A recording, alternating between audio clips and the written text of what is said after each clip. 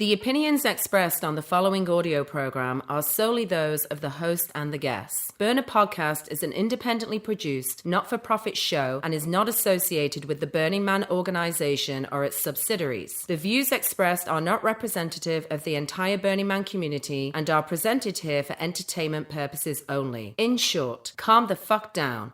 It's just a podcast.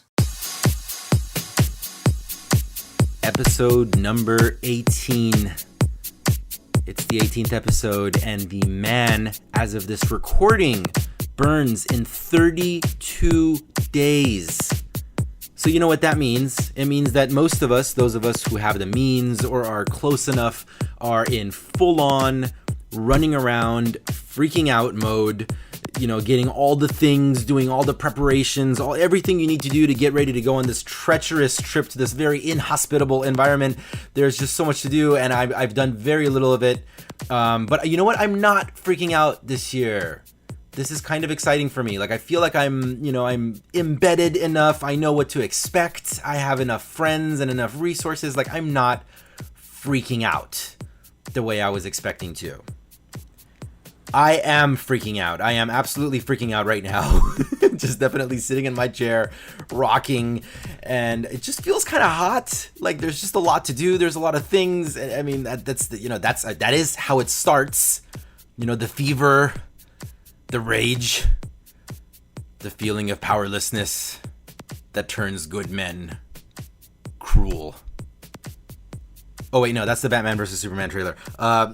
You know what? I have watched that way too many times. I've probably watched that trailer like 100 fucking times. It is my toys, my comic books. They've come to life, and it is just amazing. I'm so excited. They're up there in glorious IMAX with the amazing special effects and the technology of today. Like, it's all of my childhood has come to life, and my 6-year-old nephew could not give less of a fuck.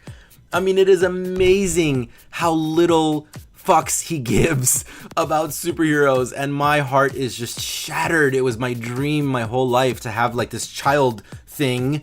You know, I wasn't gonna have kids, but you know, I was so happy that my brother did, and I was like, oh cool, I can like go to Comic Cons with him and we can talk superheroes and comics, and then it turns out that he absolutely does not give a fuck.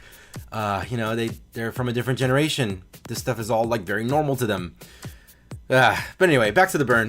You know, it's coming up, and so, you know, of course, all of us are running around preparing, and we're making all the connections and doing all the plans for the camps. And one of the most amusing things for me is having conversations with these like longtime burners who haven't actually yet been to the burn themselves. So it's pretty funny to watch the confidence with which they speak about all the things that they're going to do and all the things that they've planned for based on their previous experiences. Previous experiences being like festivals, you know, and other things like Electric Poncho, things like, you know, we have a gazillion events all year. So you could have very easily been a burner for many years and never actually gone out to the burn.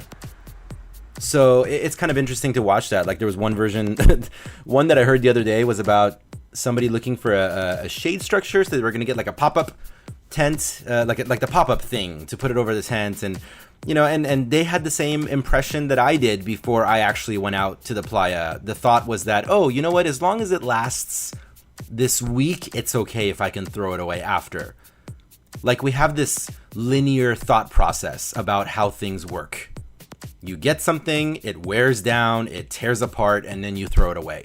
But, you know, as those of you who have been out to the playa, even once, know, the problem is not that the cheap pop-up that you get from Walmart is going to have wear and tear. The problem is that it'll turn into a flying fucking dart completely out of nowhere. It might happen on day 2, or it might not happen at all. Like, my friend Emerald, I think, has had the same pop-up like the past like 2 or 3 years or something that she bought for $50 at like a Walmart. So there is not a guarantee of anything. You ask 10 different people who've been to the playa what their advice is on XYZ, and they'll give you 10 different pieces of advice, and each one of them will be totally legitimate. And that's why it is something that you can only truly learn from by actually attending. And I'm sure some of you listeners, because I know that this has always been a debate, you're saying, wait, how could somebody be a burner if they haven't actually been to Burning Man? Well, that question was the initial question that sparked the initial video project that eventually morphed into the podcast that you're listening to. This show really, to some extent, the question that this show is always asking is, what is a burner? And, I don't know if there's a right answer to that. That's why I guess this show exists, and that's why we can continue to have these awesome conversations. But anyway, back to we're getting a lot of off topics on this intro. But since the burn is coming up in like the next 3 weeks, you know what that means? That means the regionals are right around the corner. The DCOMs, those things to cure those post-burn blues, some of which have grown into being full-on regionals, like San Diego's DCOM, that eventually grew to be YOUtopia, which is one of the most talked about regionals, arguably, possibly, I don't know. I could just be pulling that out of my ass. It's definitely had very positive reviews. I've had many conversations with people from different parts of the country and the world who have pointed out to me that YOUtopia, San Diego's regional, is pretty fucking special, and it is pretty fucking amazing. And so our guests today are the two leads of San Diego's regional, YOUtopia. And it's going to be, one of these two people is going to be our first returning guest on this show. It's the first time that we're bringing somebody back that's already been on. Somebody who we're like, hey, you know what? You should tell us more things. So you should come back.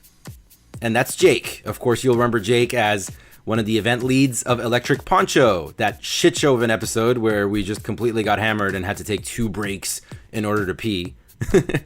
It's going to be Jake and, of course, his co-lead for YOUtopia, Bob. Bob might be known as Jim Robs. Bobby. Bob was my co-lead on the San Diego Regional Project for the burn last year. So I got to know Bob through this awesome adventure through the backcountry over to get to the burn. It's pretty funny. We, for some reason, decided that it would be an ingenious idea not to actually spend the night anywhere. And I remember at one point while we were driving towards Black Rock City, I full-on hallucinated that we went flying off the cliffs and we were dying. And I wake up and I'm like screaming, and Bob is like, what? And I explained to him with laughter that I full-on hallucinated that we went flying off the cliffs and died. And he started laughing, and he's like, you know what? We should probably pull over and take a break. So Bob and Jake, the two co-leads of San Diego's regional of YOUtopia. We're going to get into tons of behind-the-scenes information. We break down some of our favorite controversies of the past year, some of which you've heard referenced on previous episodes of this show.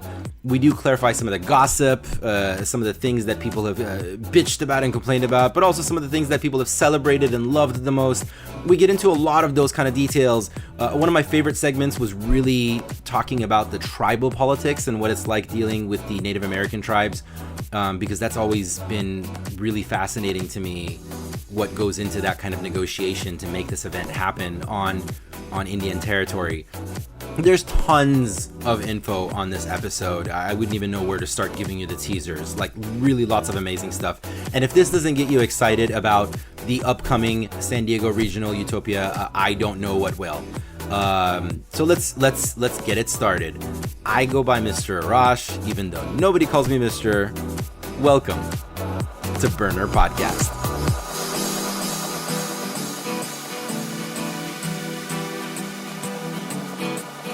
On the first part of the journey, I was looking at all the life. There were plants and birds and rocks and things. There was sand and hills and rain.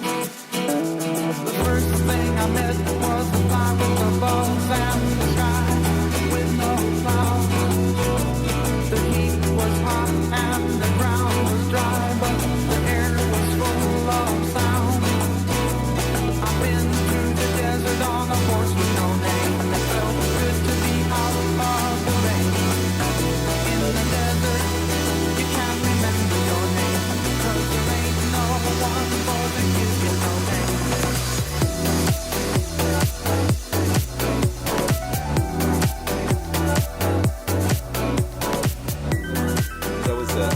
describing to her like sort of like what you guys are doing right now.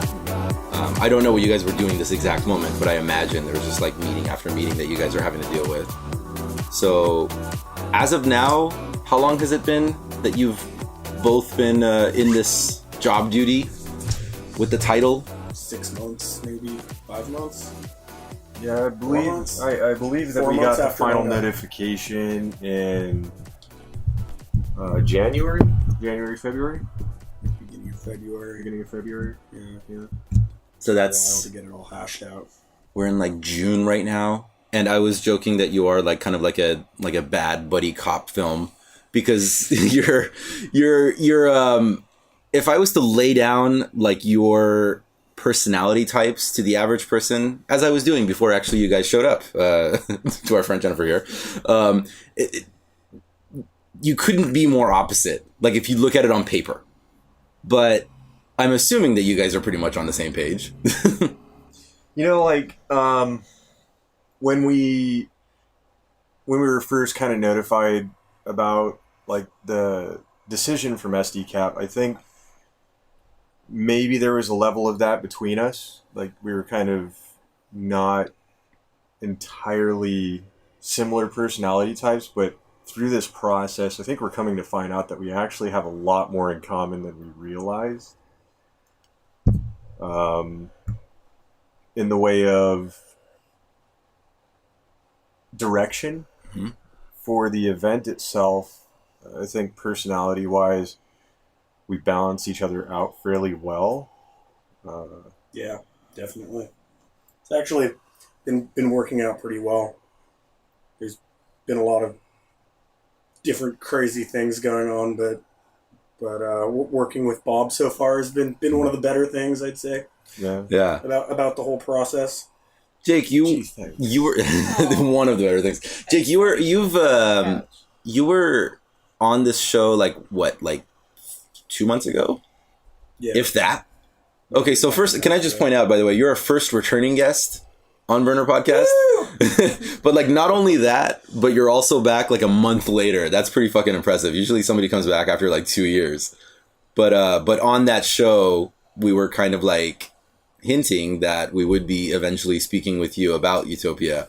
And, you know, of course, the other voice you guys are hearing is Bob's. And what I was getting at earlier is that is something that's very common in this community, is that you'll see people that if you put them out in the normal world and default world, and you'll kind of describe what their qualifications are, what their job is, or what they look like, or what they do with their day-to-day, they will seem like they should have no business being in the same room together. But I didn't doubt for an instant that when you two were announced that you were going to get along completely fine. Because underneath it all, you still have the same driving force. So, I mean, that's sort of, I guess, kind of what I wanted to get into right now is like, so you guys started out, the announcement gets made that you've been selected as the co-leads for YOUtopia. What was sort of like the first order of business? What was the first thing you thought to do? You want to lead that one off?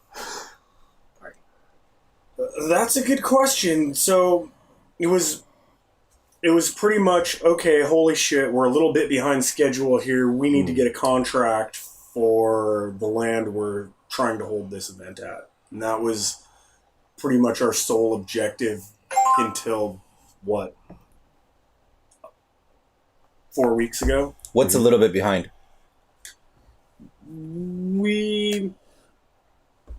I don't think we were actually able to get cracking on it until the beginning of March, right?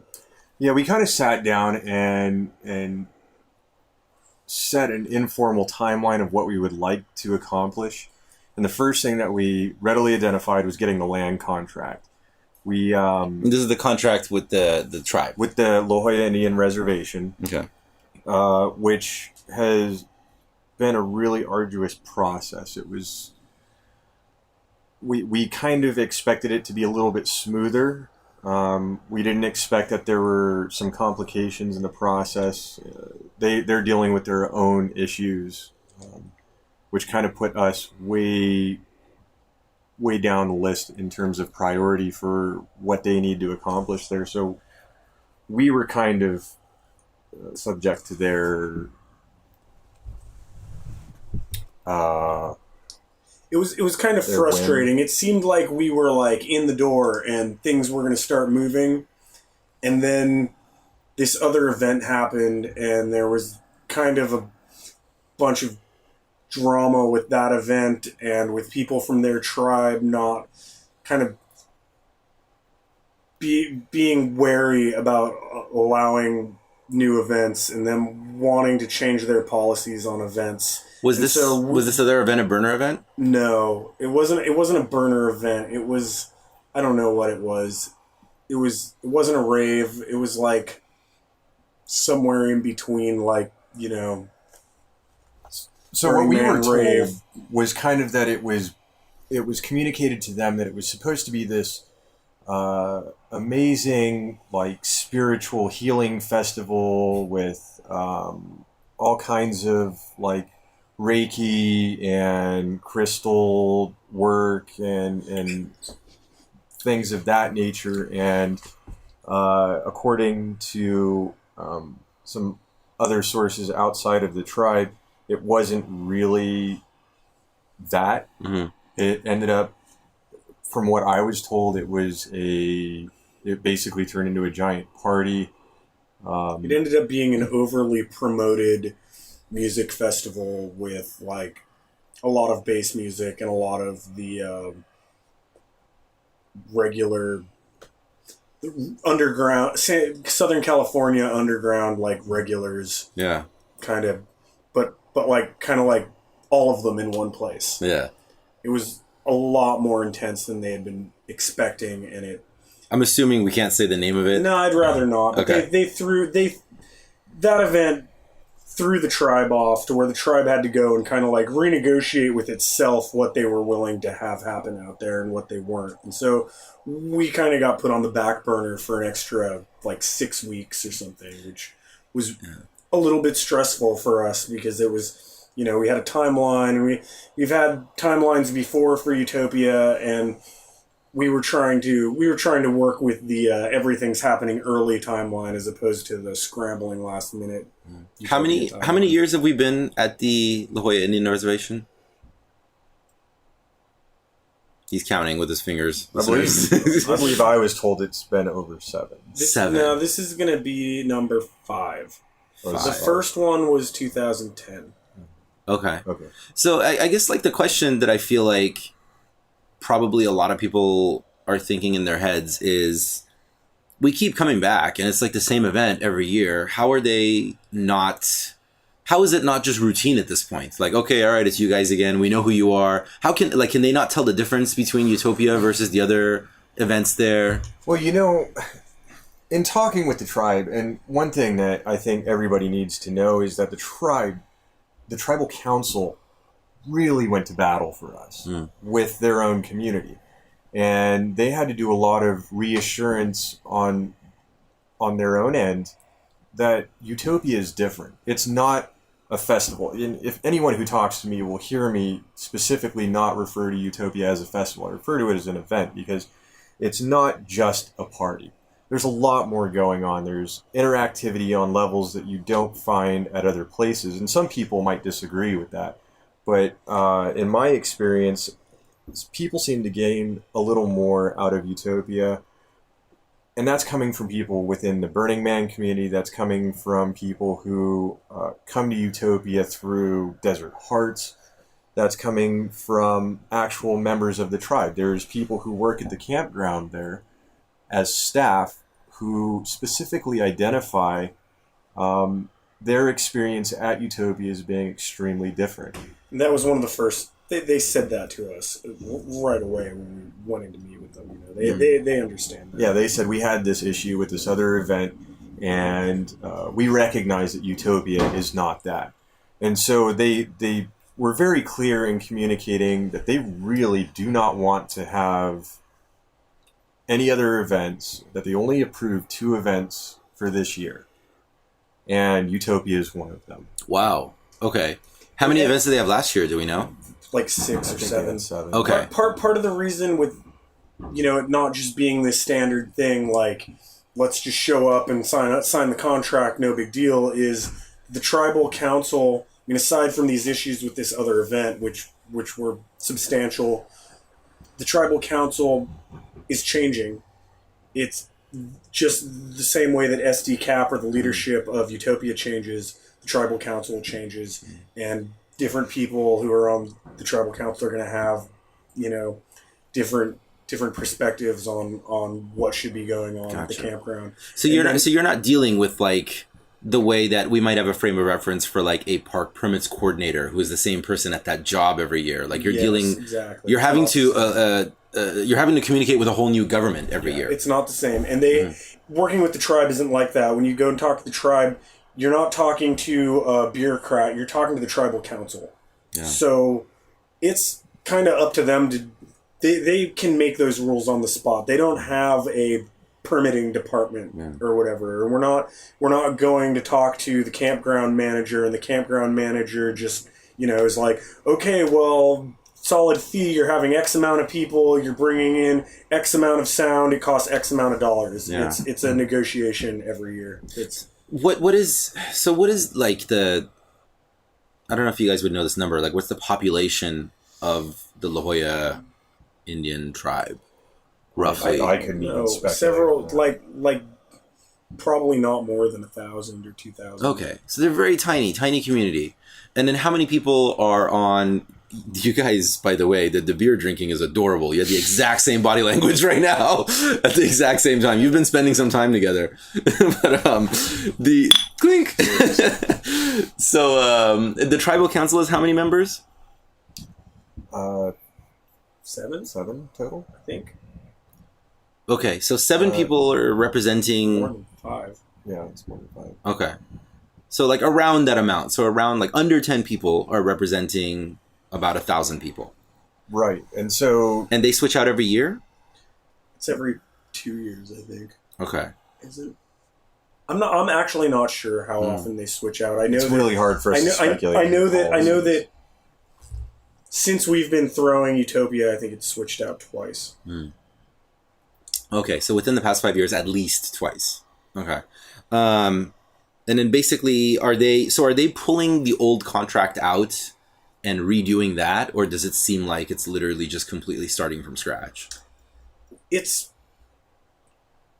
And we understand that you are kind of speculating. We don't know for sure what's going on. No. So we brought the contract to them, and it was based on last year's contract, but there were things that the tribe wanted amended, and some of those things had to do with issues that they've had over the last 9 months or 6 months since YOUtopia, and some of them were just other things that they needed on their end.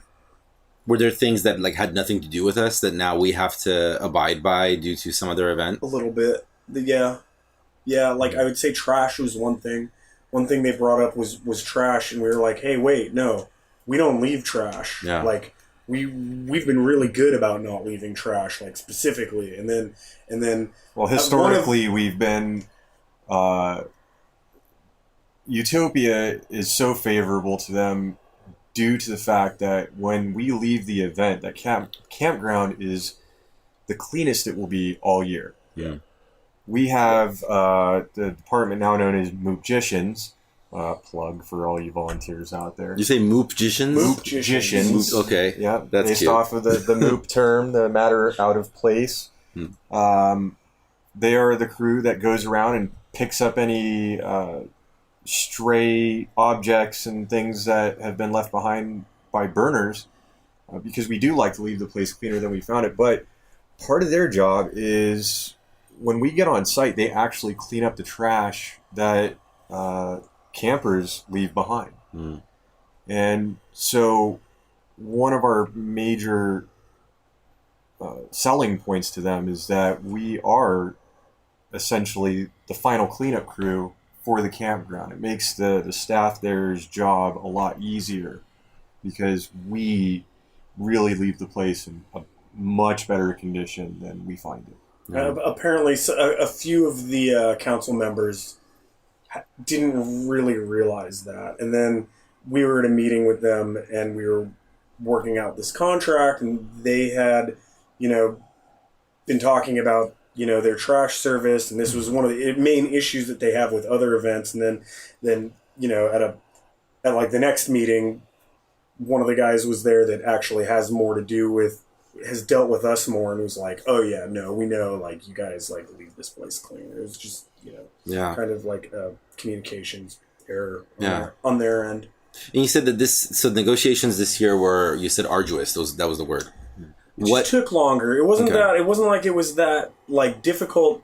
It was just that,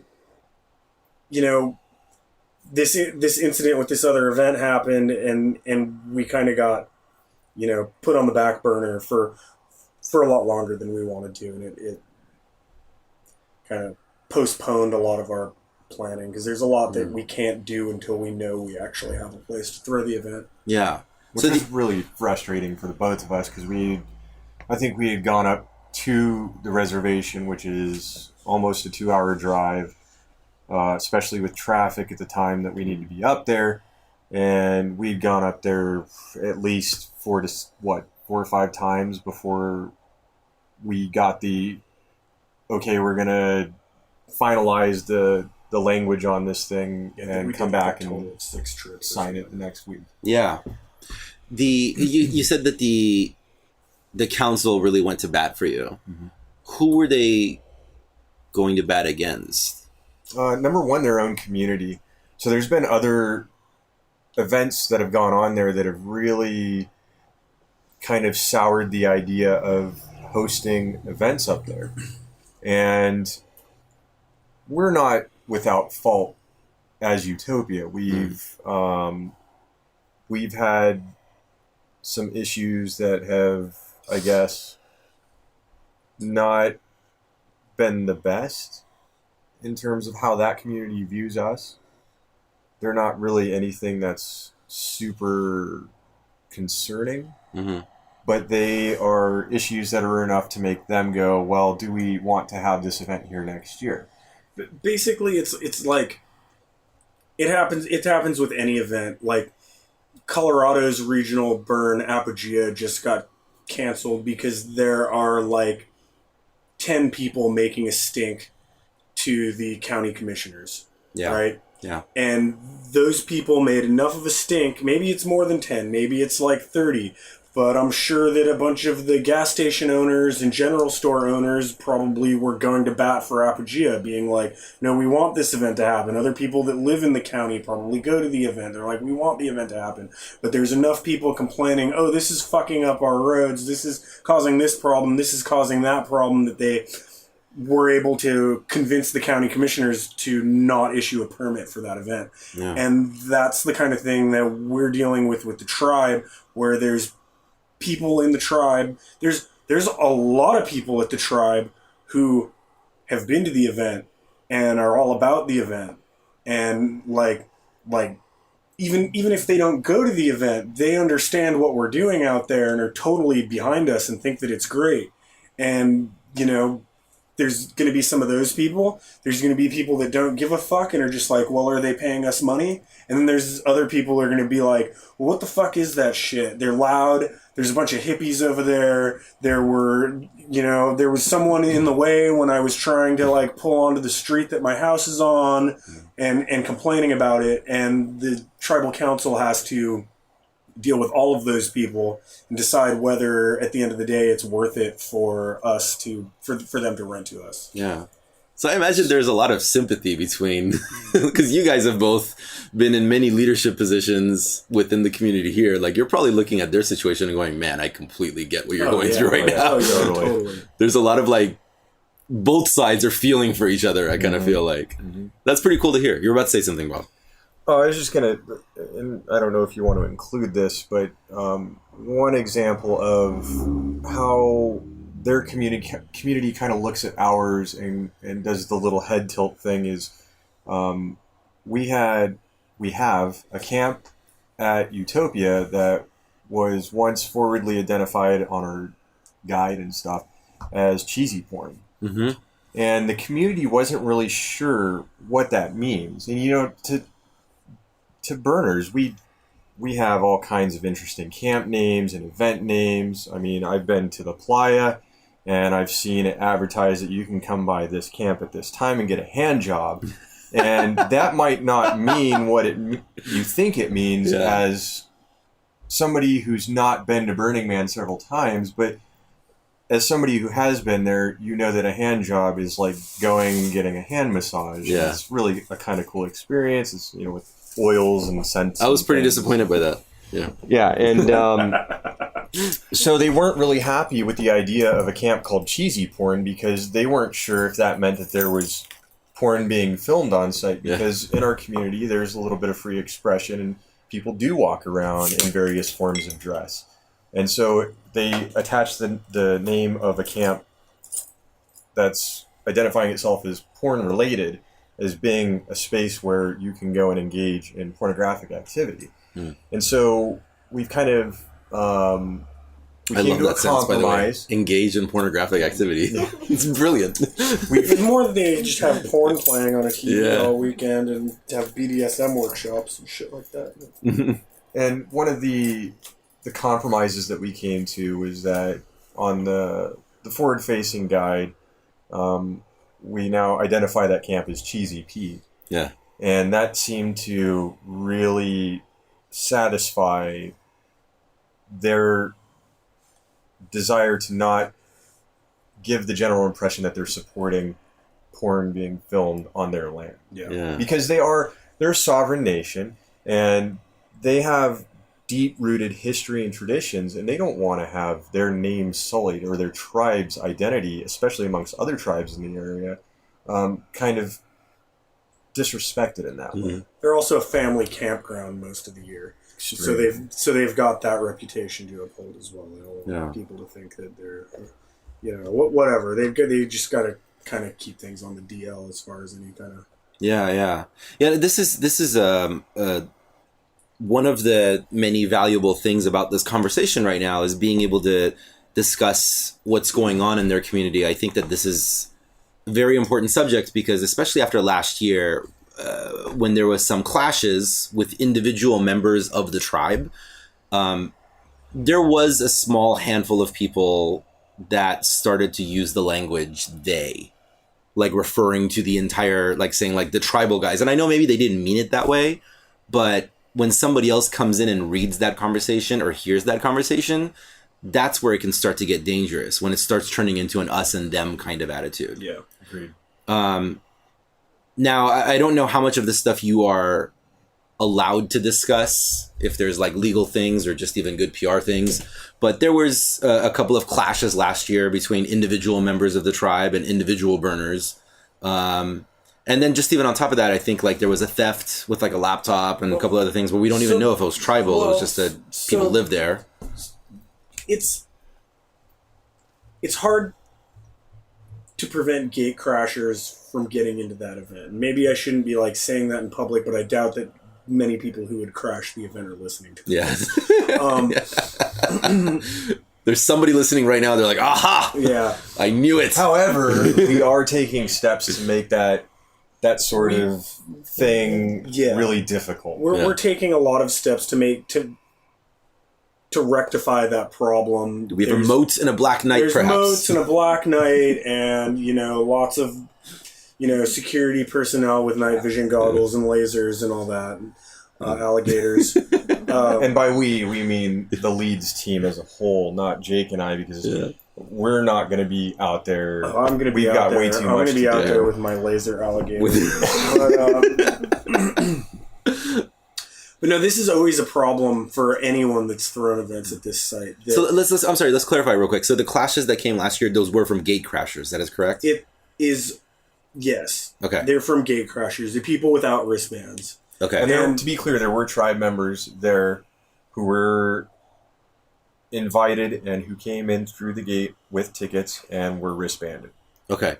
Now, there was I think at some point I heard from somebody say that anybody from the tribe is allowed to come in at any point whenever they feel like it.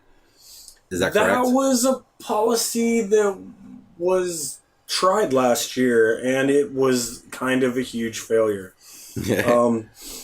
That's not going to be happening again this year. This year, if someone wants to come to the event, they need a wristband.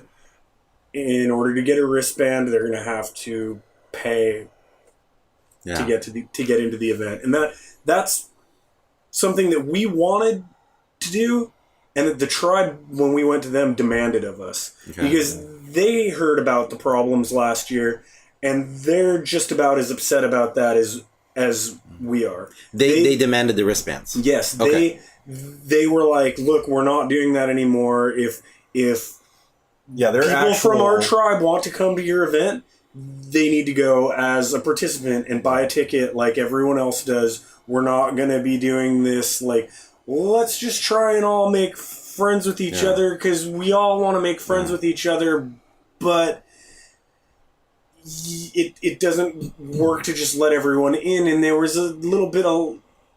So last year, it was kind of like the gate was notified that they were supposed to let tribal members in, and I think that the people that were working the gate were never given like proper ways to identify tribal members. People were not having to like bust out their identification card that identifies them as a member of La Jolla Band of Luiseño Indians. So there were people from other tribes getting in, and then maybe those people from other tribes were like not just coming in through the gate and talking to the gate people. Maybe they were sneaking in, and then they were inside the event, but there were a bunch of people in the event that didn't have wristbands, and that was okay, so we weren't kicking them out. Yeah. So the assumption was made that they might have been tribal members. Yeah, and in previous years, before last year, the 2 years prior, you had to have a wristband, and we were all taking that very seriously. I keep saying we, did the leads last year do this as in an effort to create more goodwill with the tribe? Was that why? Yes. Okay. The intention was to establish a sort of communion between our community and their community to sort of eliminate that us versus them mentality. You look at Burning Man, for example, and they've got a really good relationship with the Paiute.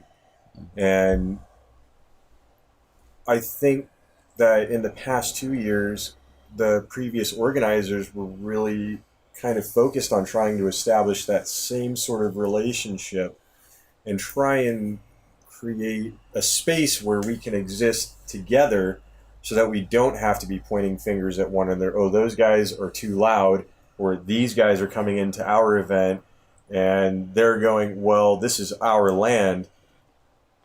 We really want to bring the community situation between our two communities together. And that was the first thing. When we sat down in negotiations with the tribal council, the first thing that they identified to us was, we understand that you guys want to create a relationship between our community and bring our two communities closer together. That was the very first thing they said to us. That's beautiful. I liked it. Yeah. They're aware of it. This is, again, like there is, you feel like there is this feeling out there amongst the community, amongst our community, that so much of this exchange is so tumultuous, and there is this kind of like frustration between the two communities. But it sounds like it really is, a lot of it is focused on really seeing where both sides are coming from and trying to find the most peaceful way to make everybody happy, including both communities and tribal councils and the people who are signing the contracts. Yeah. The thing is, and the problem with what happened last year is that there are a lot of really cool people in the tribe, and they have come out for years. They've been coming out to events there, and they know how to hang, and they have a good time, and they're good to be with. And they're the people that when, someone is complaining about cheesy porn, being like, why would you let this event happen, to the tribal council, they're the people that are like, why would you not let these events happen? They're bringing in money. They're a good thing. These are cool people, know? Those are the people that probably have our back. And then there's like 10 bad apples. Yeah. and they kind of ruin it for everyone else. If it weren't for those 10 bad apples, then we could just do what Burning Man does, which is, okay, everyone from the Paiute Reservation gets a $10 ticket to Burning Man. Yeah. You know? And they probably have 10 bad apples on the Paiute Reservation, but I'm going to guess that Burning Man has probably already identified those 10 people, and that they know not to give them those $10 tickets, or that they and Burning Man is a lot harder to sneak into. You know, if you're a bad apple in the Paiute tribe and you're the person that has, you know, threatened to punch people every time they go to the event, which there is that member of the La Jolla band, right? They can just be like, okay, that guy doesn't get in anymore. You know? And has that happened with the La Jolla band? We can't do that. Why not? Because they can just walk in around the backside of the hill and go through and go. Well, what about the alligators and the lasers? Yeah, well, we're working on that. That's what we're doing. That's what we're doing this year. They're getting the training they need. Yeah. It's hard to train alligators. The alligators are getting trained. The lasers are getting set up. Yeah, that's interesting. So, but the tribe is aware of who the bad apples are. Oh yeah, and they've identified them. Yeah, and they're kind of upset because they have identified themselves based off of previous years where we've actually had the law enforcement entity up there come in and remove individuals from the event for sneaking in or causing a ruckus, whatever they were doing. They have identified that those people are not actually from their tribe. And one of the... Oh, interesting. So that was something that I'd heard at some point. Well, that some of them are, some of them aren't. So that's something that I was just going to get to, is that the 2 years prior to this one, when we weren't trying to, you know, just, you know, as a sign of goodwill, just allow everyone into the event, people that were caught in the event without wristbands were prosecuted by the tribe, or not prosecuted by the tribe, but were basically treated by the tribe like they were going to be prosecuted for trespassing, and the tribal police took them off to a holding cell and held them for the weekend. And that works really well. The first year that was done at YOUtopia, there really weren't any problems with people sneaking in. They took like 1 or 2 people off, and then word kind of got out that you can't sneak in. The tribal police are going to be there, and they're not tolerating this. Yeah. And the 2 years that was going on, there were minimal problems. But that's no longer happening? That's going to be happening again this year. Okay. And at the request of the tribe. Yeah. And with the help of the tribal council. Yeah. Because I know last year, I think one of the most publicized issues was the stolen DJ equipment and laptop and yada yada. Do we have any information on that? I have no idea what turned out with that. No, we really don't. We don't know what happened to that. There was a cell phone that was stolen, and it was traced through, you know, stolen cell phone retrieval software or whatever. It was traced to the Paula tribe, like down the hill. Interesting. How many tribes are in that area? It's like 5 or 6. And so it's 5 or 6 separate Indian reservations, like along that road, I believe, or in that general area. Yeah, so, well, I mean, let's add more to the us and them bullshit. Because now I'm imagining how many times we may have had people who have had run-ins with people they simply identified as tribe members and not clarified which tribe, nor were they even capable of being able to tell which tribe they were at. All they knew is that there's somebody that doesn't look like me that's in my way. And even those guys from the neighboring tribes understand that there's really no way for us to identify just by looking at them which tribes they're from. Yeah. And the first thing that they'll throw out when they're confronted, if they're feeling threatened, is, well, this is our land. Yeah. And there's really nothing we can do to prove that they are or are not from that specific tribe. Yeah. For all you know, they were being totally honest and they just didn't realize what street they're on. Exactly. So that's really amazing. Okay, so finally, contract gets signed. You guys start moving forward, but you're behind schedule.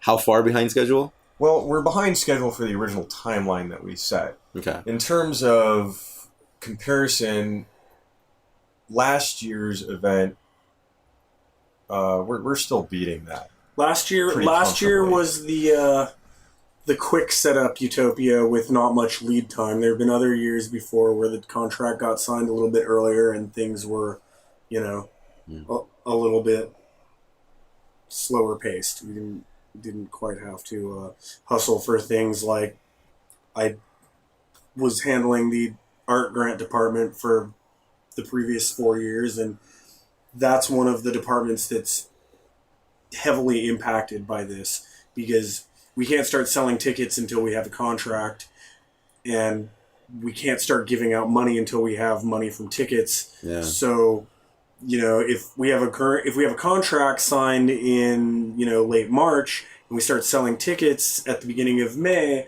then we can give out money for projects earlier, which gives people more of a lead time to build really awesome shit for our event. And that's one of the things that gets held up, and they got held up a little bit this year, but we're still a little bit ahead of last year. We're having our 3 art grant rounds this year. Last year we only had 2. It helps to spread things out a little bit. Yeah. Gives people more lead time. We like to be able to give money to people so that they can work on projects that are going to the burn as well as Utopia. Yeah. And if we're not giving people, if we're not sending out any checks until late August, then that's not really very feasible. Did you guys, the two of you, when you sat down on your initial meetings with each other, did you set out a priority list of things that you're planning to do different this year, or just things that are priorities to you that may have never been a priority at Utopia? I think that started even before we were given the green light from SDCap. I think that part of their decision-making process required us to come in and tell them what sort of things we envision for the future of Utopia if we were selected as event leads. Do you want to? The security thing was pretty major, as far as we need to have a plan to make sure that the event is more secure than last year, safer, that basically that people that are in there are supposed to be there and have a wristband on. And that was one of the main things that we needed to work on this year. If we had come into the the meetings where they were selecting the co-orchestrators and been like, all right, so here's our plan. We're gonna get Skrillex to play because I've got a hook on him through my friend, and this camp is gonna bring him in, and I'm pretty sure that we can grow this event by another 1,500 people. If that had been our angle, we would not have been selected to run this event. I think that the reasons, or not the reasons, but the visions that Jake and I both kind of communicated to the board was largely based off of, number one, community feedback. Both of us were listening to the things the community was saying. And so we were hearing 2 things. We want this really amazing party, but we were also hearing that, we don't really want this event to get any bigger. And so we kind of talked about, well, if we're not going to get any bigger, then what is really important to making Utopia bigger in the way of the way that it's done? And what are we capping at? 3,000. 3,000, same as last year. Same population cap Okay. as last year. We're not increasing population capacity. Okay. That was one thing that I think we both were quite in agreement on. Yeah. The security concerns was a major thing. Jake, being the previous lead of the art curation department, totally echoed my sentiment and I his, that we really wanted to focus on art at Utopia. That we wanted either more art or if we were going to have the same amount of art, that we wanted to see some really cool shit show up. Yeah. And that's what you mean by looking at it as a bigger thing, even without expanding the population. Yeah, I think we both pretty much communicated that if we were selected, the main priority for us as co-orchestrators of the event was refining the processes that had been set in place by the previous leads of the past several years, because those leads have done a lot of footwork and a lot of envisioning and adapting to really try and make YOUtopia the best event possible. And we realized that there were things that have not always been done flawlessly. So, and do we need to mention the whole Shuttlegate affair? We're going to get to that in just a second. But I want to know... we understood that's that next. Yeah, I almost forgot about that. That was one of the other things. We were like, look, like, we've got some ideas about that. Like, this. No, I want to talk about Shuttlegate. Definitely. Well, I mean, but that was like when it came down to deciding what it was we wanted to do. I think the thing that was the most clear was that we really wanted to take all of these things that people had worked hard to implement and refine the process. We don't want to grow this year. We don't want to try and invent new things. Yeah. We wanted to build the lead structure to be a more solid family and focus on taking the things like what happened with the entrance last year and make that better. Mm-hmm. We understood that the community was really frustrated with that. And so the best thing to do is to like just kind of pause and realize that you have to take what you have and make it better. Yeah, yeah. So in regards to the art, how are you going to make the art bigger? What are you implementing in order to attract that's not bigger really art? Up to us. Yeah, so that's more of a community thing. So basically every year people come to YOUtopia and they see awesome stuff and they see a really cool theme camp and they see cool shit going on, and it's kind of inspiring, and you always get some people that want to bring more shit, or they have the stuff that they brought before but they want to improve it and make it better. And so we're not going for bringing more people into the event. We are hoping that the people that come to the event are going to do what they pretty much always do and refine and make new art and make their stuff bigger. And people that built something last year, hopefully they'll, they've got that thing locked down. They're going to bring that thing and maybe they're going to bring something else with it, and that's kind of how art at YOUtopia has grown over the last few years. I mean, we aren't raising the population, so we don't have a bigger art grant budget, but our art grant budget is the biggest out of any regional burn from what I understand. And people have been utilizing it for the last several years and have been building on their infrastructure and on their art projects. And like last year at Center Camp, there was the, that warm hug sculpture. Or I think that was 2 years ago, the warm hug sculpture came out for the first time. Last year, he brought the warm hug sculpture and another 7 awesome little sculptures that complemented that and went with it. And that's what we're hoping for. And I'm hoping that, theme camps that have been coming to YOUtopia, then, a lot of the theme camps that have been coming to YOUtopia that really bring it to YOUtopia either don't go to the burn or have only been going to the burn for a few years, or the burn isn't really their main focus anymore. Mm-hmm. And those camps have been building their infrastructure, and they have more to bring now, and they have more people that have joined up with them, and we're hoping that they will collaborate with other camps and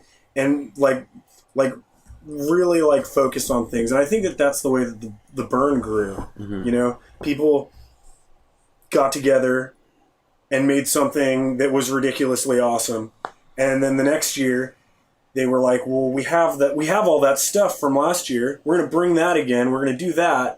What else are we going to do? What can we do to make it better than last year? Meanwhile, their neighbors across the street are like, holy shit, did you see all that shit they did? We want to bring something else. We're going to do this other thing. And then they bring that other thing. Yeah. And then you end up with, like, you know, all these different theme camps bringing all this different crazy shit. And then now you've got Black Rock City. Yeah. You know? And that's, so the event is building momentum. Yeah. So your thoughts, your approach to the event is that you're going to refine the systems so that the lead teams and all the volunteers are working more cohesively, and you're working on building relationships. And the thought is that these relationships are going to lead towards more people really settling down into YOUtopia rather than all the other events they might be going to, and the art is going to grow from doing all of that. Yeah. Does that sound that's a right? Good summary there. Okay. Yeah. I'm pretty good at this. So all right. Yeah. So let's get to... we're trying to lock it down so that the event is run smoothly. Yeah. And if the event is run smoothly and people will bring we're more handling things really well, then the people that come to the event are going to have an easier time of bringing awesome shit and making an awesome event, which is what most of them want to do. Most of the people that have been going to YOUtopia for a few years, those people that aren't virgins, are like, well, how can we contribute to this? What are we going to do this year? You know? Yeah. Well, you know, and to address your question with regards to how do we encourage better art, I mean, here's an excellent chance for you to, as the person passing the torch to art curation, communicate some of the changes that they've been working really hard on. Burner Podcast. What bothered me most about this rather amusing joke was that nearly all of the newbies just accepted it, while veterans would laugh as they overheard my response and inevitably call me on my bullshit. Those without any understanding of the event would happily smile and ask how much it was and yada yada yada, blah blah. Like lemmings, they believed every word. Those who did not know any better were trained consumers who only can think of relying on others for their needs. It was the only stupid fucking question in their brain. Where did you buy that? That was a quick excerpt from the latest Burner Podcast blog entry written by the amazing Tanasi entitled, I Got It on Sky Mall. Go check it out at burnerpodcast.com or the direct link to the blog, which is burnerpodcastblog.com. Look how imaginative we are. I'm going to read you guys another little bit here that producer Meg sent me. I don't know if she wrote it or somebody else did, but credit to whoever did. The Burning Man Midway, home to regional art projects from around the world. If you are going to be on Playa with us this year, please come out and take a look at it and participate in these projects that represent not only participatory art at its finest, but the strength of the communities that come together to build these projects. For the past 4 years, the regional arts projects have built and sustained Burner community worldwide, and projects that keep getting better and better. The Midway, if you're going to be on Playa, it's going to be Around the Man. Carnival of Mirrors, as you know, is the theme. There's 2 projects that I can tell you that Meg and I are both involved in. The one that Meg is involved with is the Dr. Haya's Balls project that I've mispronounced on every episode previous to this. And the one that I'm working on is the Wonderlust Arcade, a forced perspective arcade where you can go in there and play Frogger and Space Invaders, but it's all like burner-fied. It's pretty cool. So yeah, lots of fun to be had with the San Diego regional projects, as well as plenty of other amazing projects from around the world at the Midway at the Burn. Guys, if you're not getting out there and you're still in the San Diego area or in Southern California, you want to take a little trip down here, the weekly Red Wing meet and greets on Tuesday nights in North Park at the Red Wing Bar and Grill will still be going on, because there's so many of us that are not actually going out to the Playa. Maybe, who knows if they're ever planning on going again. But there's still plenty of burners left in town. Go check that out. Every Tuesday, it's happening no matter what at the Red Wing Bar and Grill in North Park in San Diego. August 11th is a Ranger meet and greet and training information, also in San Diego. That's happening at CoLab, our burner home here in San Diego. CoLab is spelled C-O-L-A-B. That event starts at 7 p.m. on August 11th. You can look it up on Facebook. You can Google CoLab in San Diego. All that stuff will come up. Go to San Diego Burning Man page, and the information for CoLab will be on there. And of course, this whole episode, can't forget, it's about YOUtopia. YOUtopia spelled Y-O-U. go to sdutopia.com, SD like San Diego, YOUtopia.com, to get tickets, to see photos of previous events, to get all the information of all the cool shit that's going to be out there. YOUtopia is going to be an amazing event. Go get your tickets right now. I think the tickets are like at tier 2. I believe they're like $130. So, jump on those right now before they get more expensive. Other than that, there isn't a whole lot happening right now because, Burning Man. So let's get back to the interview with Bob and Jake, our co-leads for YOUtopia. Welcome home. What are the changes? There haven't really been that many changes. Well, they've made a focus on they want to encourage civic art. One of the things we're going to be focusing on this year is kind of like city infrastructure. If someone wants to make us cool lights that are going to be helping light the street, or benches for our shuttle stops, or what else is stuff that we need? Really cool enclosed safe fire pits, that kind of stuff. There's going to be an extra focus on those kinds of art grants. Yeah. And if anyone from the community wants to step up and build signage, there's that. There's probably 100 ideas out there, and the art curation team would love to hear from you. Mm-hmm. Feel free to email them. Yeah, that's what is that? Is Eyeball concerns. And David Timms? At this time it is Eyeball and Dave Timms. And Trish Kaufman, who is also one of our admin within the lead structure. One of the other things that they're focusing on is, for the first time, they're encouraging people to focus in this first round of art grants on building large-scale art. And in that is also, in the past, we've kind of had a crew that is part of the lead structure that works on our temple. So last year was the second year that we actually had a temple at YOUtopia, and that crew worked as part of the lead structure. This year, we're opening it up to the community to see if there's anybody out there who wants to build a temple for YOUtopia, much in the way that Burning Man does. Mm-hmm. And so that's in the first round of art grants. Okay, so now let's talk about Shuttlegate. Do we have to? Yes, we do, because we've had it be a subject on this show like at least thrice. And I'm not gonna lie to you, I'm pretty sure. Have you? Yeah. I guess I missed this. Yeah, it's come up like 3 times. Here's the thing though. The third time might have just been because I ran out of whatever subject it was I was talking to the guest about. And we sort of like went on that one a little bit longer than we probably needed to. Hey, listeners, that's your cue to go back and listen to every single episode all over again. So what are you guys going to do this year? What happened last year that didn't work out from your observation looking back this year, and how are you going to approach it? Let's be honest, that's the real reason anybody's listening to this episode right now. Okay, so there were some problems last year, obviously, right? It had to do with logistics. The real reason that everything was the mess that it was a lot of our equipment was delivered late. And then some of it was showing up, and there was a traffic jam at Gate. Gate was not able to follow their plan that they had instituted and were working on, and it led to like a lot of problems. One of the main problems was that people weren't able to deliver their own, camps to their campgrounds.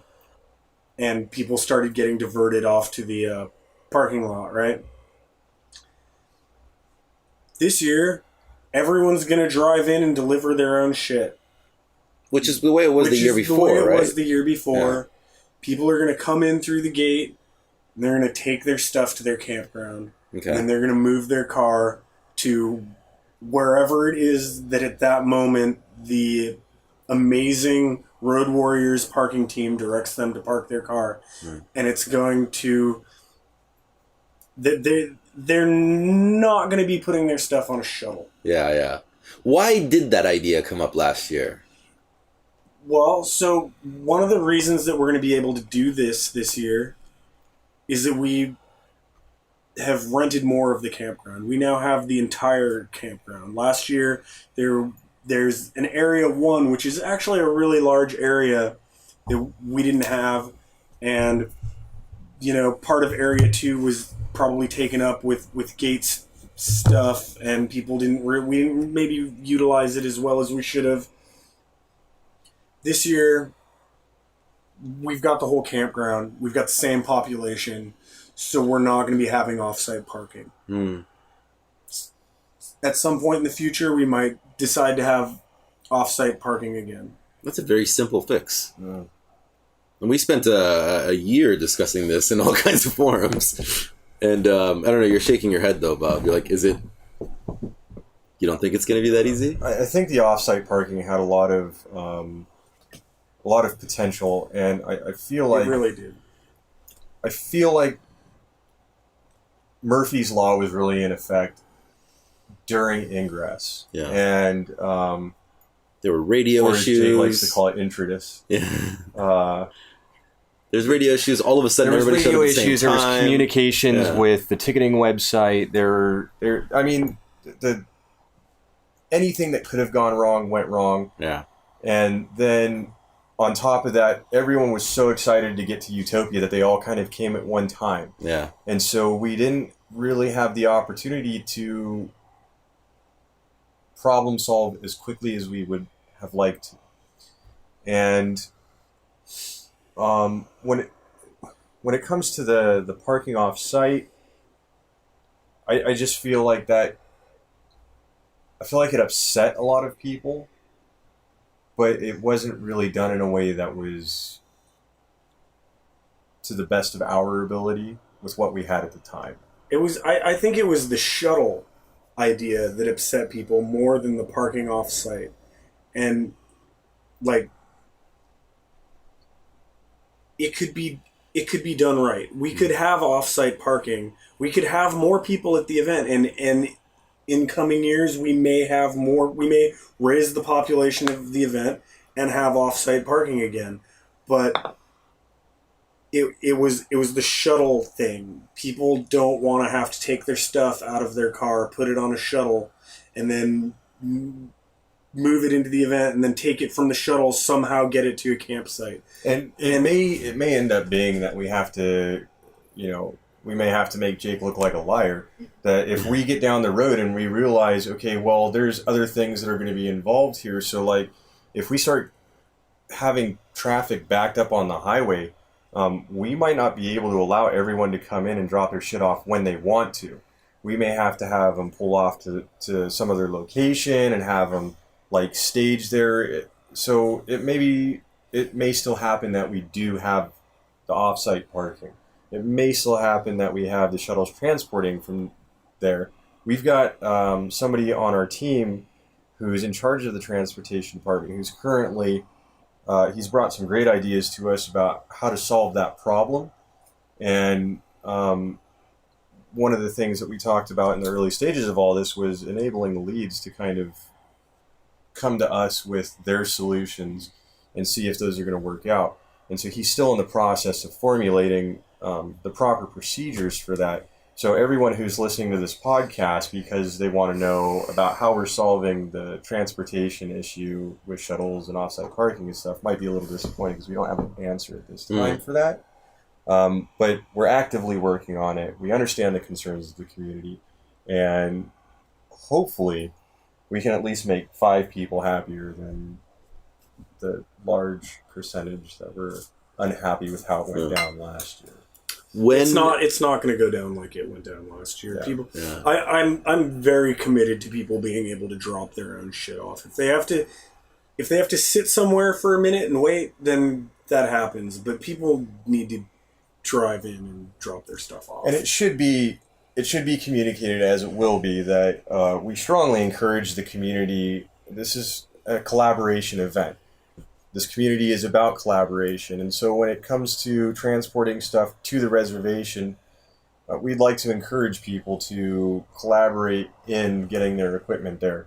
When you've got somebody who comes in like a Miata by themselves with like a tent and a backpack, I mean, that kind of holds up other people in the line. Yeah. So if that person can hitch a ride with somebody and put their equipment in their camp's van or truck or whatever have you, that helps everybody else get through the gate faster. Because at gate, there's going to be procedures that are new this year that are going to be both faster and take a little more time. So there's going to be a large, the acculturation process is going to be a little different from what people have experienced in the past. God, I sure hope we don't get angry tweets from a bunch of Miata owners.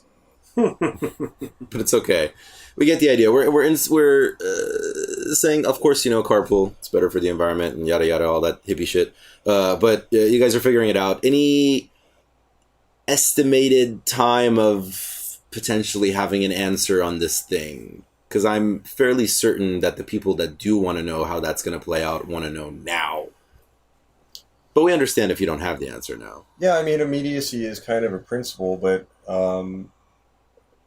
it's such a complicated thing that happened last year that we want to make sure we do it right. So if somebody's looking for an answer right now, I don't have that answer for them. And the question is, when do you think you will? It's hard to say because we really want to make sure that we don't have to renege on some of the language that's in there. We want the policy to be solid before we release it to the public. Okay. All right. They're working on it.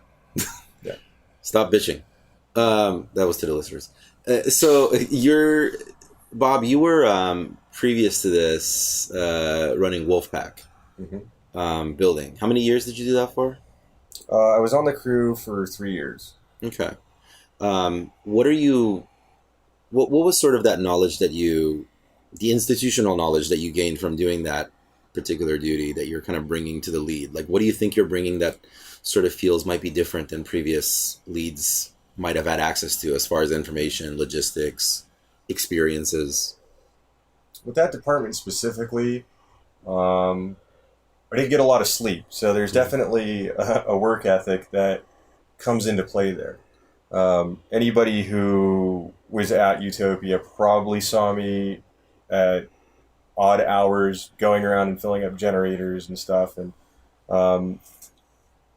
I took that responsibility on largely because the Wolfpack works really hard before the event and really hard after the event. When does Wolfpack usually show up? Usually shows up Monday before the event.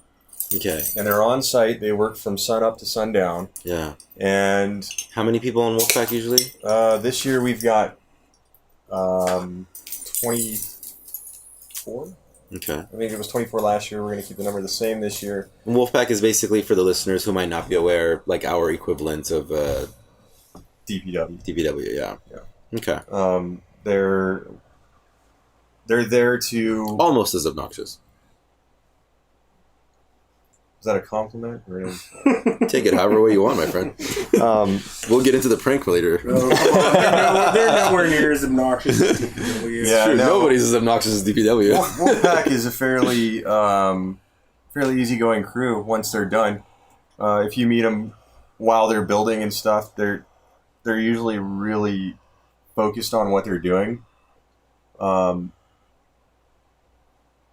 Well, I was saying that I took on the responsibility of working during the event so that because they worked so hard before and after the event, that they would have the entire event to themselves. And so I think that was one of the things that my goal as a co-orchestrator would be to the event department leads was to enable them to be able to plan, build their solid teams, and then hopefully get more time off. Because if anybody's actually paid attention to some of the departments, you'll notice that a lot of leads in the past couple of years have not had a lot of time off. And so I hope that we're ingraining that within the lead structure. That's something that, this is a very strong way to describe the title, but I was co-lead with art curation with Jake last year. That title pretty much didn't mean shit, because I mean I think like what I actually contributed to that to the job was very little, because Jake already had like this insane amount of institutional knowledge, and I was just kind of following him around like a puppy dog, trying to understand what was going on the whole time. But that was something that I remember observing about lead culture in general, is that I kind of feel like most leads like didn't really want to take time off. Like there was this high that the kind of personality type that is attracted to being a lead for an event like this, not necessarily only YOUtopia, it's something I've observed over many years of being involved with many different kinds of events and people that are starting up something this magical and this special. The personality type that is attracted to it is the personality type that doesn't like to sleep. The high is from the work. You guys would prefer to do that than any other substance that might be available to you. I think it's like anything that you create. When you start with nothing and you form it into something, there's a strong level of a sense of attachment to that thing. And you want to ensure that it's the best possible thing. And people are human. People fuck up all the time. And so, yeah, everything at YOUtopia is not going to be flawless. You know, we're not a community of... That's a pretty funny statement, by the way. Everything at YOUtopia will not be flawless. Right. I mean, we're not... Everything at the burn won't be flawless either. We're not like an organization that is... I think it's funny we named it YOUtopia, and we just clarified that it's not YOUtopia. It's close. Yeah. Better than El Cajon. Well, we spell it Y-O-U. Yeah.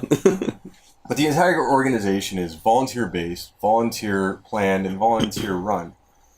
And that volunteership is not necessarily entirely relegated to the lead structure. It extends out to the participants who are not within the volunteer structure. And we're not paid to do this. We don't do this every day. We don't do multiple events. So we kind of, as we build this thing up, we're prone to mistakes, but we also want to create what we can with as little mistake as possible. And sometimes I think that we just feel like not taking time off is the best way to do that. Mm. And it's a strong level of attachment to the idea of producing the event, but also to ensuring that the community has a really fun time. Yeah. Are you trying to get your leads to take more time off this year? We're trying to get them to be definitely more involved in participation outside of the lead structure. Mm-hmm, mm-hmm. So how do you envision that'll play out as the leads see that you guys are not taking time off? Because I already know both of you, you're not going to do that. You don't know that. I know that. If things run well, we might get some time off. I've seen other leads for YOUtopia get some time off before. It doesn't... It's an if and a maybe in the same sentence. It doesn't... It doesn't always... If things are running right, if things are going according to plan, then we should have time off, and other leads should have time off. Mm. There's always going to be some fuck ups, but you know, if you understand what I'm saying, though. If things are generally running smoothly, yeah, then you know, yeah, like Bob's going to have a night to like go and let loose, and I will too. If things are running smoothly, if they aren't, then you know, what percentage of the time do they? From running other events, I've seen them run smoothly, like multiple times. Like, I know that John and Natural had some free time their second year. Yeah, and I know that Richie and Perception had some free time last year after the whole Shuttlegate thing had been handled, and. I think that we can beat that and maybe like pull that off our first year. At Poncho, the first year was I'd never run an event of that size before, and I was on call pretty much through the whole event and kind of like on edge, like losing my shit, kind of just like and everything was cool. Yeah. The second year has calmed down a lot more, and I was calm, but I still kind of ended up working for most of the event. The third year went really smooth, and I had like a lot of free time to enjoy that event. The leads were really handling their shit, and you know, there were people who were splitting up the responsibility of answering the leads' questions and dealing with whatever crazy, you know, emergencies or pseudo emergencies would come up. And we got to enjoy the event a lot. And then this last year, everything was totally kind of crazy again, and really intense. But you know, it could go either way. If everything goes well and we have a good plan, and a bunch of fucking wrenches don't get thrown in the gears of our plan, then I could totally see it working out really smooth and us kind of being able to go to YOUtopia a little bit. That's what they call it at the burn, right? People that are working the burn all the time. They're like, oh, we get to go to Burning Man tonight. They've been working the previous 4 nights constantly. They haven't left the black hole or the gate or the DPW ghetto or, you know, wherever the fuck they're working. Yeah. Because, I mean, I'm sure that trickles down, you know, because you have the event leads not taking time off. So then the leads under them see that. And, I mean, this all comes out of love. You know, because everybody loves each other, and you're like, you know what? Fuck you guys. I'm gonna just party tonight, even though my lead has been working 12 hours straight and they're still working. Nobody wants to do that. Everybody wants to help. Everybody wants to be a part of it. So really, it all traces back to the top. You guys are obligated to take time off so that the volunteers can take time off. I'm glad you feel that way. Do you disagree? No. It all depends on what happens, man. Yeah. If it all generally goes according to plan. Yeah. I mean, we're instituting a lot of things to refine the process this year, and if I have to lose a little sleep so that everybody else can have that much better of a time, then that's kind of what I'm willing to do. Mm-hmm. But you know that when you do that, then the people under you don't want to stop working either. Because they want to help. Well, there might be some times where if we recognize that a lead is working constantly, that we're just going to have to walk up to them, take their radio, and tell them they're fired for the day. You're fired for one day. Yeah.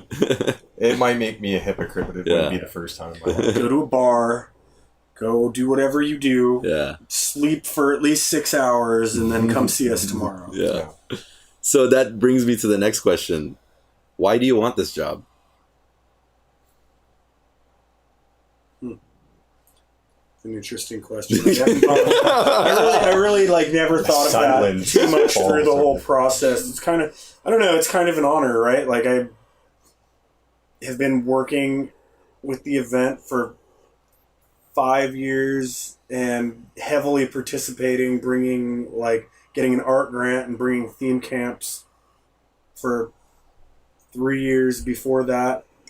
And it just kind of was the next step. It was either there wasn't really another department that I wanted to work. It was either take over the event or come up with a really cool project and get an art grant. And you decided to take over the event. Yeah. Why? I don't know. It's really satisfying, and it's because, you know, I saw a lot of things that I wanted to do, and I saw myself as kind of the next logical person as far as institutional knowledge. I've been going to all the meetings for the last 5 years, so I have a pretty good understanding of what's going on and what needs to be going on. Yeah. And, you know, it's fun too. I mean, right now, right now for the last week or whatever, it's meetings every other night, and you know, I got another meeting tomorrow night, and I was at a meeting before I came here, and it gets to be a little bit much, but yeah, this recording got delayed because you had to go to a meeting. But running events is fun. It's one of my biggest hobbies. Throwing poncho, throwing, you know, the unspeakable parties that I have throne recently and at other times, you know, like it's something I enjoy doing. Yeah. So having been involved in the structure of this for a pretty good amount of time, and then having people be like, okay, we think that like you should be the person that's going to run it next year, it's flattering. And I'm like, okay, well, that's going to be fun. I'm going to do it. Why? But I guess that's what I'm trying to figure out. And this is the question. Because it's fun, Arash. Yeah, I know. In this weird way, like get it. Like you said, like yeah, it's. I'd rather have that drug than any other drug at the party, and I don't need to sleep, and you know, I'm kind of like running around and being in the middle of all the shit. Yeah, I have watched that in action with you specifically. This is always the hardest question for people to answer. Why volunteer? Why do things? No, people always have a difficult time with that answer. I think I just wanted to subject myself to the abuse of the Facebook page. Masochistic. No. Facebook's just going to put on like a nice strap on and why do I slide it in with no lube? For me, I think it's just because I'm really passionate about sharing the experiences that I've had with other people.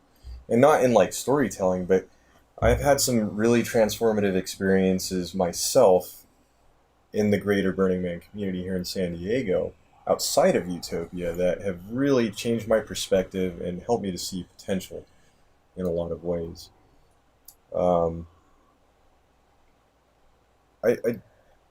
And there's probably plenty of people who could say this, but I really want this because I want to do it for the community.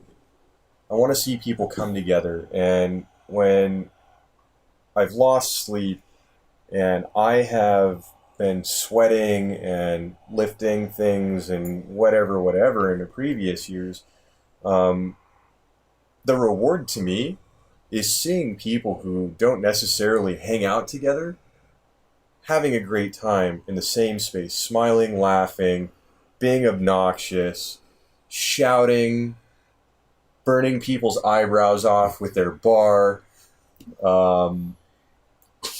We try to minimize that last one. Yeah. It's really about seeing the reaction of the community and seeing what happens when you bring people together and just kind of go, we've made this canvas for you, show us what you can do. And that's not coming from like an elitist perspective. It's not like do that thing. It's really about I want to see what people come up with when they're provided the opportunity to. I mean, and you saw that you and I worked together on the Souk project. Yeah. And you saw what happens when you bring people into a space and allow them the opportunity to interact with people in a very unique way. What can come of that? Yeah, I think your description of building the canvas is the most perfect description I've ever heard of what the leads on any sort of event like this are doing. I'm going to be using that. I'll give you credit though, for sure. I can. I'm probably confident in feeling safe enough to say that. Stole it from somebody else? No, that it's been expressed to me from other leads from the other events in talking with them at the GLC and stuff. I feel like a lot of us really do this because we want to see what happens. That's interesting. I wonder if well, now that you've even described it that way, like I wonder if part of the attraction to doing lead work at the level that you guys are doing is that you're not maybe necessarily artists, but you have a drive to be part of the creative process, of part of the art making process. So building the canvas is the way that you can do that. I mean, I am an artist, and building these canvases is like a really awesome art. Putting something together where everyone else is gonna bring the art, like, you know, like, sure, like I could make a really cool sculpture or a really cool piece of glass or something. It's not anywhere near as cool as YOUtopia or Electric Poncho. This is true. You blow glass. Yeah, I blow glass. That's I do metal sculpture. Glass really likes it. I can you know, Because I've never seen. I've done plenty of painting, all that crap. Like, I've never seen anything you've done at any event that we've been to. Well, you're always sort of in some sort of a leadership role. No, you've only been coming out for like 2 or 3 years. Yeah. I used to bring like mixed media sculpture to a lot of different festivals. I received one of the first YOUtopia art grants and brought a plasma sculpture garden, which is basically like 3D neon glass sculpture mounted in metal. Yeah. It was mounted in metal and wood bases, and I was bringing that stuff around to events for a while. I brought pieces to Elysium and to Fuente, and have set up multiple sculpture gardens and installations at the Burn. That's crazy. So but I mean, now though your attraction is very much more to the leadership side of things. To making amazing events, yeah. Yeah. Yeah, it's kind of, I don't know. It's become more rewarding. Do you think that reaches into the same part of you that was initially attracted to creating the art pieces, or do you think it's a different part? Definitely, because it is creating an art piece. The art piece is like YOUtopia. The art piece is Electric Poncho. The art piece is like a bunch of people like partying on a beach somewhere. Yeah. You know, it's a different kind of art. You know, it's like a physical art, and it's like performance art, and it's, you know, there's music going on, there's everything, and you kind of, you know, it's like you know, you might be a really, really awesome violinist, and then eventually maybe you want to be the conductor of the orchestra at some point. You know, and maybe you want to go back and play the violin again, or maybe you want to learn to, you know, play the bassoon instead or something. I don't even know what a bassoon is. All right, well, you guys will have to look that up. Can we talk about the Wolfpack prank from last year? Wolfpack prank? There was a prank where I don't know if this is true. I've heard certain sections of it where some of you guys took some of the art pieces from a few different places, and some people just didn't get the joke. Yeah, so that wasn't really a Wolfpack prank, to be honest. That was somebody who had worked with Wolfpack. His art project is known as the Stolen Art Gallery. Okay. And so the whole premise of this project is to bring together different mediums of art into one space. Because, you know, you go to an art gallery and there will be a section where there's sculpture, and there's a section where there's painting, but you never really see them all in the same space. Yeah. And I don't really want to speak for him in terms of his project, but the idea was to take pieces of art that were really representing different aspects of the utopian community and bring them together into one area. Okay. To kind of create a space where people are forced to come together and interact with one another. Huh. And that manifested itself in several items being recurated. Yes. To a central location. I'll do them a favor and not name them by name. Yeah. How did Wolfpack get blamed for this? Because that's the story that spread. Oh, well, from what I understand, it was, there was a recruitment process, that involved several people to make this happen. And, I suppose the Wolfpack was involved in, some of the distraction efforts, to ensure that the art could be taken appropriately and not like damaged, or not to take away from the project itself. That's pretty funny. I mean, I don't know. When we heard it, we thought it was hilarious, but some people were kind of upset by it. Yeah, no, some people were really upset about it. Some people really didn't see it as what it could have been, and I think the biggest problem with that was that there was the person who organized this ended up having a severe emergency that he had to leave the mountain. So he wasn't able to...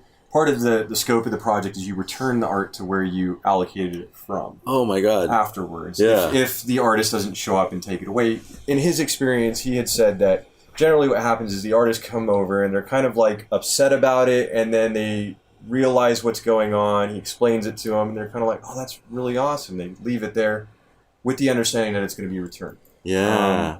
Because that was the frustration that people had, which is like, dude, he just fucking took our shit, and then...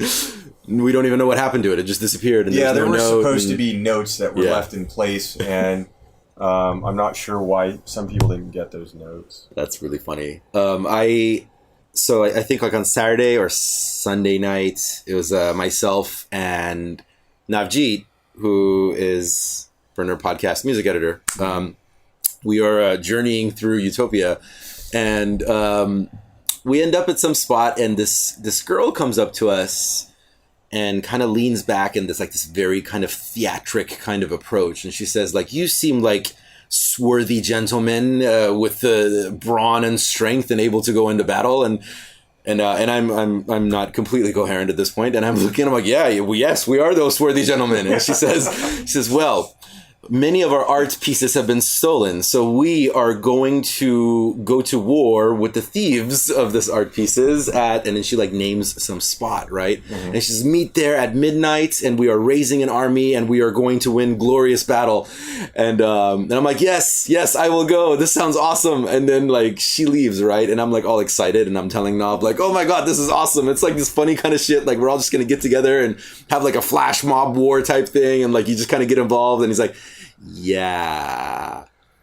So you did consider she just might be high off her ass, right? And I'm like, quiet for a second, and I'm feeling extremely gullible at this point. I'm like, yeah, you know what? You're right. Never mind. Forgot all about it. I found out actually afterwards that there really was some sort of a mock battle that took place at that location over the art pieces. Which is fucking awesome. You missed it. I missed it. I missed the war. That was definitely one of the rumors that was going around. I think that probably the biggest takeaway from that is one thing that people really miss about the history of burn culture is that it was started by pranksters. When it first moved out to the location that it's at right now, there was a large contingency of people who were not social deviants, but social experimenters. Yeah. People who were pushing limits, people who were doing things to sort of push that envelope. And it's really interesting how the community has kind of lost touch with that. Yeah. You know, some people don't do the research on what has gone on at the burn or what has gone on in previous locations, but pranksterism is a large part of burn culture. Yeah. Some of the original burners were part of the Cacophony Society. And some of those people may or may not still exist in San Diego. Clarify Cacophony Society for... Not me, of course. I know exactly what you're talking about, but for the listeners. Cacophony Society was a club who... I don't know if I'm really qualified to speak on that. I don't like speaking for like other organizations. They were like a San Francisco like weirdness and prank outfit. Yeah. You know what I mean? They would show up dressed outlandishly somewhere where everyone else wasn't dressed outlandishly, or throw dinner parties in weird places where you're not supposed to throw dinner parties. Yeah, one of their things that they've done was they held a black tie affair dinner on the San Francisco. On the Golden Gate Bridge, and they've done things. I think they were responsible for the salmon run. Yeah. When they have is it the Beta Breakers run? There's a race that happens in San Francisco, and they dressed up like salmon. And when the runners came at them, they ran in the opposite direction, kind of creating chaos. That's fantastic. If anybody's familiar with Fight Club, the group, the club in the book is largely based off of Chuck's time within the Cacophony Society. That's from what beautiful. I understand. Yeah. They were also, the people that were setting up the drive-by shooting range on Playa kind of thing, like blowing shit up and, raising hell or whatever. Burning Man isn't all, It wasn't all nice ecstatic hippie hugs. dance, ecstasy, and yoga. You know? It was setting shit on fire, blowing shit up, and shooting guns in the desert. And there's driving still 100 miles per hour in San Diego who do remember going to the burn when that stuff was still there. Yeah. And it's unfortunate that people don't understand that and got really upset, even though it was kind of totally mismanaged. Yeah. Yeah, some people. I've walked around with my shark hat on. I got this like shark. It's like you put it on your head and you're inside the shark's mouth and the shark is like all around you. I'm like walking around at like Burning Man and someone's like, wearing their full faux fur and they've got all their glow shit on and they're like, you just don't get it, man. You're not very ecstasy friendly. And I'm like, wait, what? Excuse me? Thinking that maybe there's some punchline coming, and like that was the punchline. And I'm like, I just look at him and I'm just like, no, I'm not.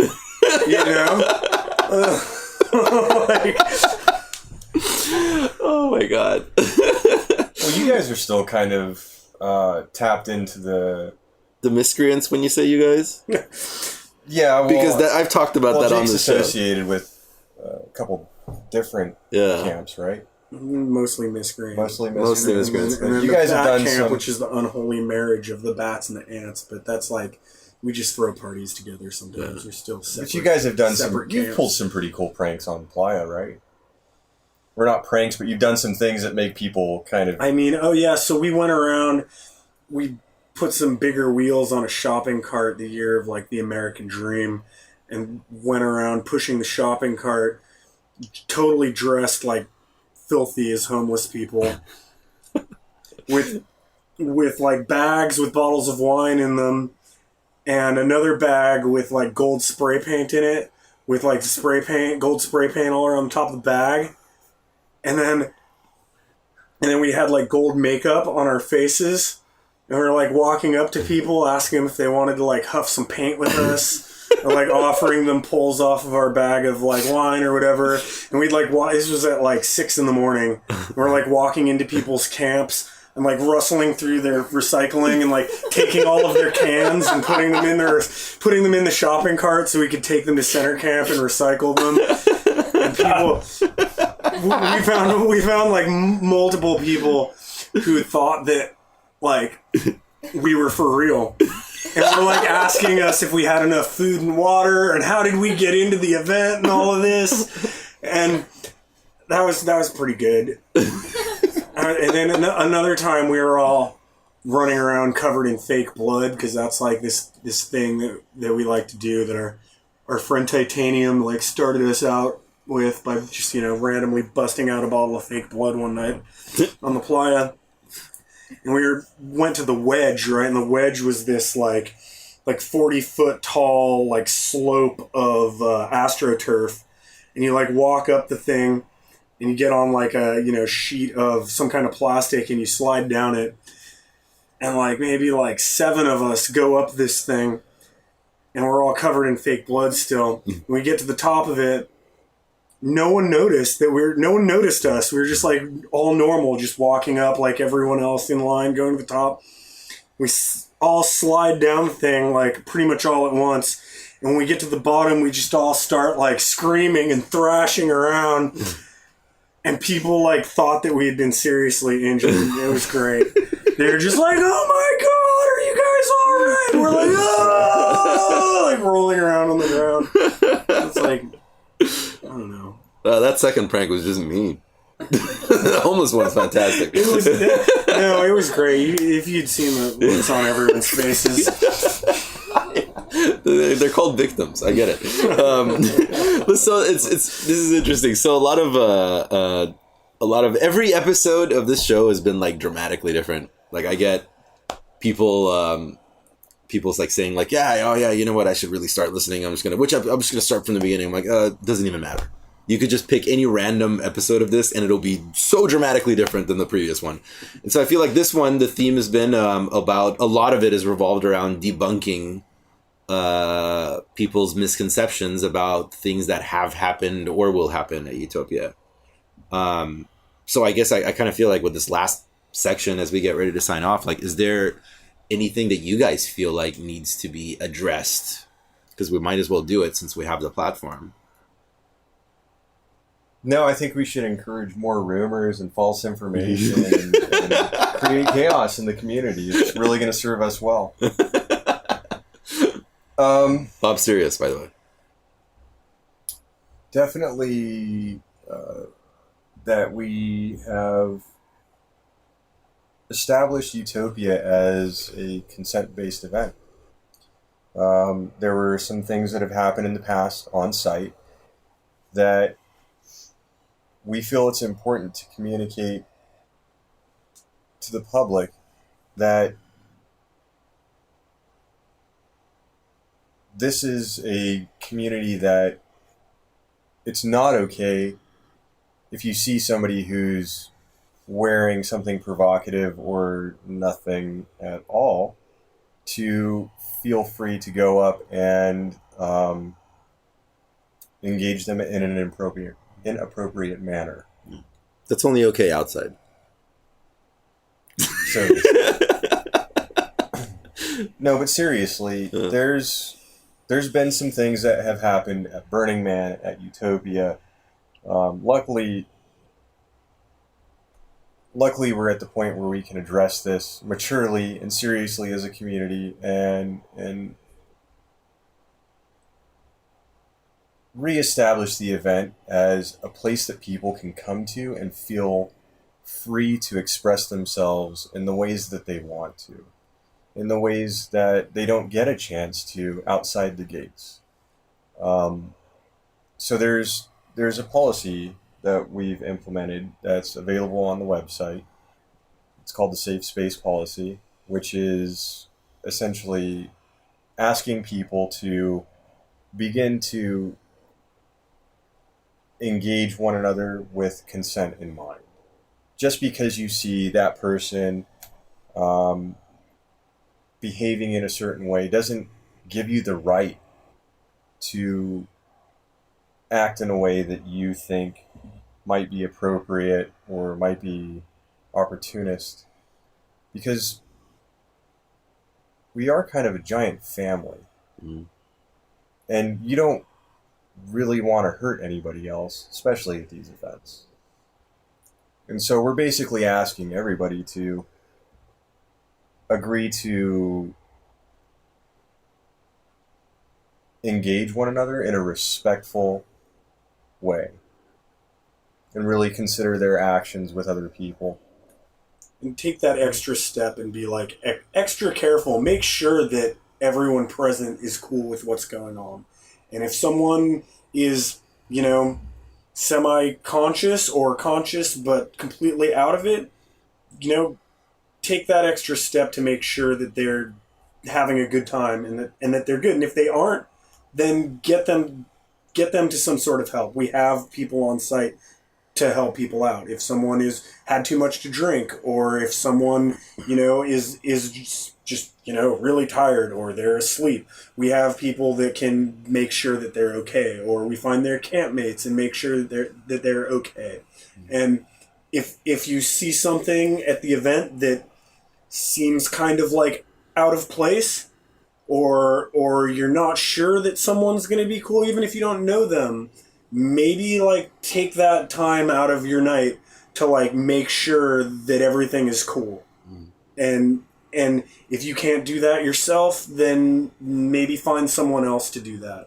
And one of the things that we're having this year that is a changeover last year that is supposed to help with security is the Waldo department, because where's Waldo? There's supposed to be people who can you find if there's a problem? Well, if you can't find a ranger, there are going to be these people, they're going to be at certain locations. They're going to be helping to make sure that everyone in the event has a wristband and is supposed to be there. They're also going to have booths where you can go and find a radio. And there should I'm sorry, be, are they dressed like Waldo? They may have a red and white motif. Okay. But you're going to... If you walk through the event, when you get there, you're going to be able to find these booths. They're going to be very visible. They're going to be very visible. They're going to be in some of the main areas. There will always be a radio there with someone where if there's a problem, you can go to that you can't handle yourself. You can go to them and they will help decide who do you need. Do you need security? Do you need the Rangers? Do you need medical? Do you need the tribal police? Yeah. Depending on the severity of what's going on. But basically, everyone should be looking out for each other and making sure that everyone is having a good time, that no one is being subjected to anything that they don't want to be subjected to. Yeah. Yeah, because if we don't do that, if we aren't doing that, what's the point to capping it at 3,000? I mean, we're staying... we can just, fill the whole place up or, move fucking book Skrillex, fuck book it. Skrillex.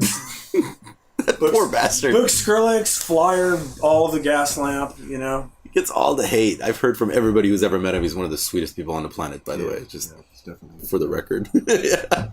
Well, listen, guys, thank you so much for coming on. Really appreciate it. And thank you.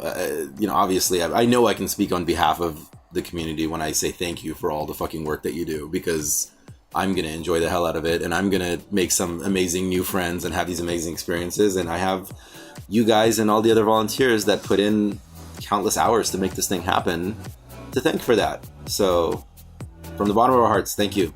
And thank you for doing what you do. Thank you guys for doing this service to the community, providing another source of information and entertainment to the community at large, the entire podcast crew. Thanks for having us on. Thank you. Thank you. Thank you. And the only thing missing from this show was a good dick joke, but whatever. We'll call it a day.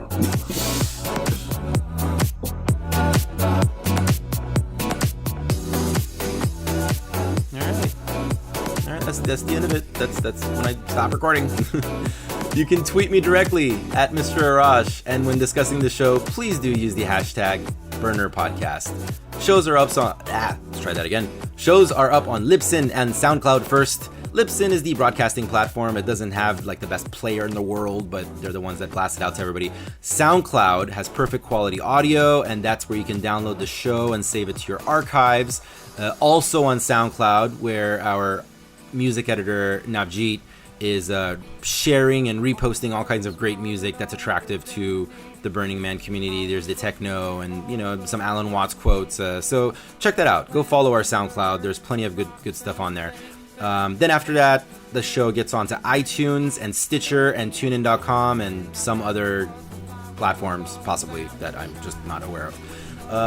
Do leave us some reviews on iTunes. That would be very nice of you. It will get us some more attention and help bring this show to more burners out there.